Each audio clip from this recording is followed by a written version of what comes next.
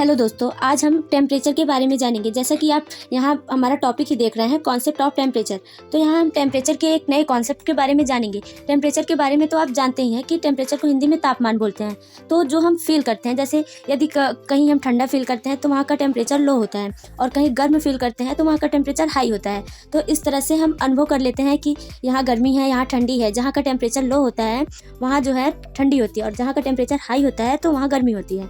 तो इस तरह से कॉन्सेप्ट ऑफ टेम्परेचर के बारे में जानने से पहले हमें एक लॉ के बारे में पढ़ना है, जो कि जिसका नाम है जीरोथ लॉ ऑफ थर्मोडायनेमिक्स। तो यह लॉ हमें एक नई डिफिनीशन देगा टेम्परेचर की। तो विदाउट वेस्टिंग टाइम आते हैं हम इस लॉ पर। क्या है आखिरकार जीरोथ लॉ? इसको जीरोथ लॉ क्यों बोलते हैं? क्योंकि हम थर्मोडायनेमिक्स में फर्स्ट लॉ सेकंड लॉ का निर्माण पहले ही हो गया था और उसको नाम भी दे दिया गया था। तो जब इसका निर्माण हुआ तो लोगों ने सोचा कि अब इससे क्या कहा जाए, तो इसलिए इसको जीरोथ लॉ बोल दिया। निर्माण तो हो चुका था पर इसको मतलब पूर्ण रूप से समझ नहीं पा रहे थे लोग इसको कहें क्या, तो इसीलिए इसका नाम जीरोथ लॉ ऑफ थर्मोडायनेमिक्स दिया गया। अब है क्या इसके बारे में, आइए थोड़ा सा देख लेते हैं। Zeroth law of thermodynamics deals with system in thermal equilibrium. ये इक्विलिब्रियम का शॉर्टकट फॉर्म है। तो इसमें यह बताया गया है कि मतलब जो भी सिस्टम हम लेंगे वह इक्विलिब्रियम पोजीशन पर हम देखेंगे। और दूसरा है this law gives precise definition of temperature. यह लॉ हमें एक टेम्परेचर की डिफिनीशन के बारे में बताता है। तीसरा है zeroth law of thermodynamics was formulate after first law of thermodynamics and second law of thermodynamics. हमने आपको पहले ही बताया था कि इसका जो फार्मूला सही रूप से बना था वह फर्स्ट लॉ ऑफ थर्मोडायनेमिक्स और सेकंड लॉ ऑफ थर्मोडायनेमिक्स के बाद बना था, इसीलिए इसे जीरोथ लॉ कहा जाता है। अब इस लॉ के बारे में हमने तो बहुत कुछ सुना, अब फाइनली इसका स्टेटमेंट क्या है वो देखते हैं कि आखिरकार यह लॉ है क्या। तो statement of zeroth law of thermodynamics: if two systems are connected by adiabatic wall and both systems are connected any other system by diathermic wall। अब ये आप सोचेंगे ये क्या बला है, एडियाबेटिक और डायाथर्मिक। हमने आपको पहले लेक्चर में बताया था कि एडियाबेटिक होता क्या है।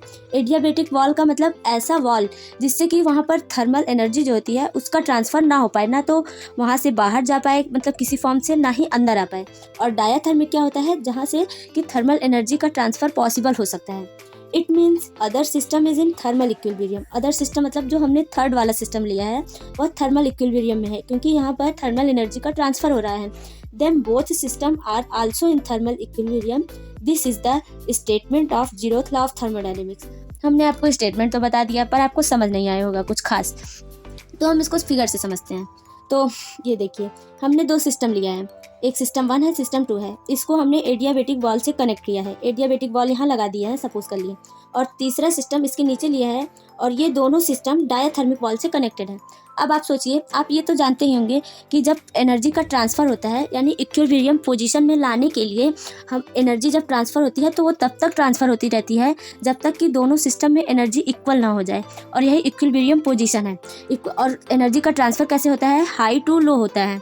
अब आप देखिए यहाँ डायाथर्मिक वॉल लगा है, तो इस तरह से ये भी सिस्टम दोनों इक्विलिब्रियम पोजीशन में होंगे कि यहाँ का एनर्जी अगर यहाँ ज़्यादा होगा तो यहाँ से सिस्टम 1 में जो है एनर्जी का ट्रांसफ़र होगा, और तब तक होता रहेगा जब तक दोनों इक्वल नहीं हो जाएंगे।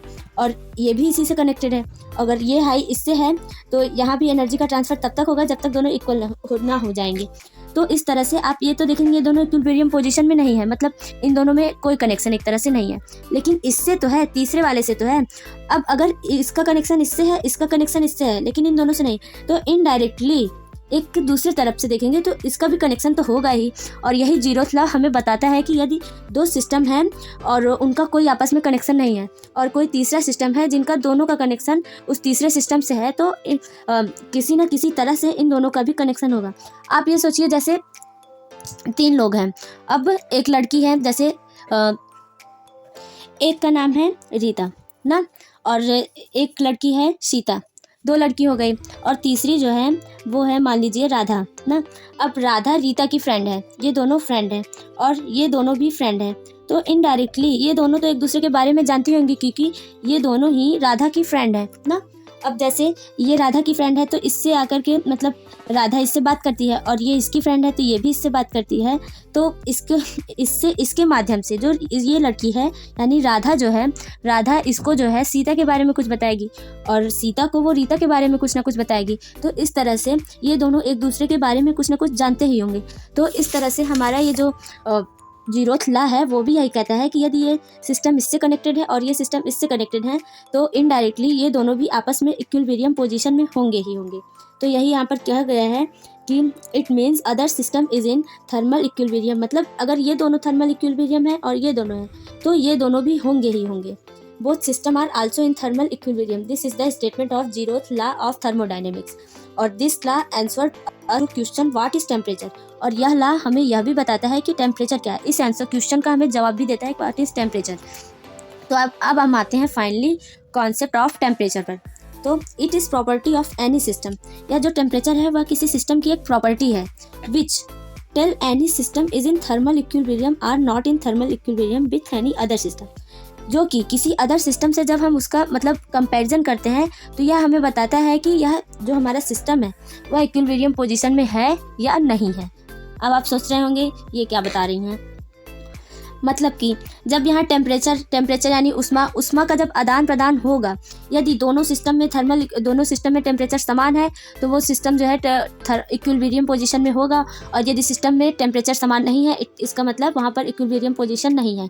तो कुल सारा यही हम कह सकते हैं कि जो टेम्परेचर है वह एक प्रकार से किसी सिस्टम की प्रॉपर्टी होती है जब हम दूसरे सिस्टम से उसका कंपैरिजन कराते हैं। तो इस तरह से आपको हमने कॉन्सेप्ट ऑफ टेम्परेचर बताया, जीरोथ लॉ ऑफ थर्मोडायनेमिक्स बताया।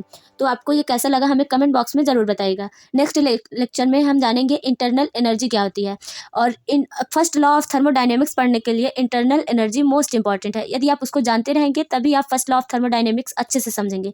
तो wait for my next video. Thanks for watching this video.